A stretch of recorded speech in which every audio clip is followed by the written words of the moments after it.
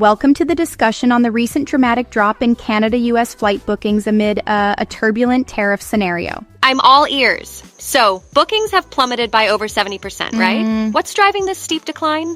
Well, it's primarily this tariff war instigated by Trump that's really shaking things up.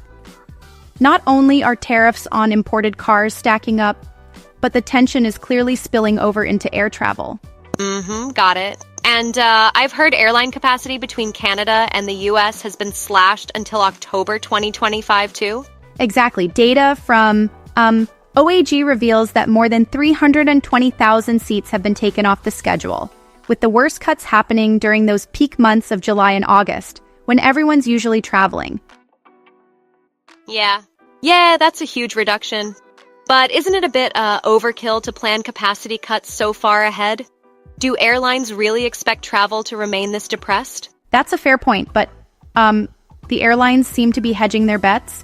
The crux is, with a 70% drop in bookings compared to last year, it's like they're preemptively curtailing flights to avoid flying empty.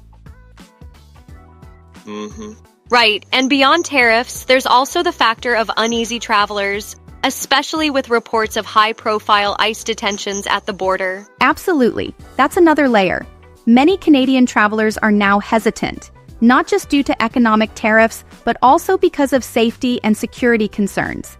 It's like, there's a double whammy: economic uncertainty and personal risk.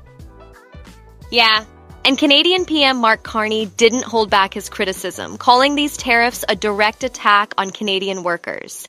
That's a pretty forceful statement, huh? It truly is. His stance underlines how deeply the tariffs are felt, affecting not just trade, but also everyday lives, including how and whether people decide to travel. I'm curious, do you think this drop in demand might force airlines like Air Canada to rethink their entire cross-border network? Without a doubt, the pressure is on. It's like planning a road trip only to have your GPS suddenly go blank. Airlines may need to reallocate capacities or even seek alternative routes to maintain viability. But isn't there a possibility that if tensions ease, demand might bounce back quickly? I mean, how reversible is this scenario? Possibly, though the numbers are so stark that even a rebound might be a slow climb. The cuts scheduled until October 2025 suggest that the airlines are preparing for a long haul rather than a quick fix.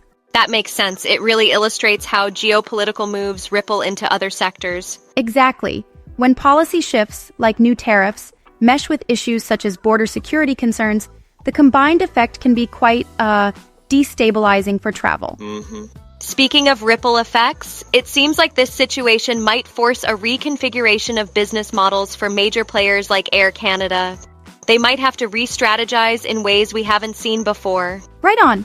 And it's not just about adjusting capacity. It's about rethinking pricing, routes, and even customer engagement.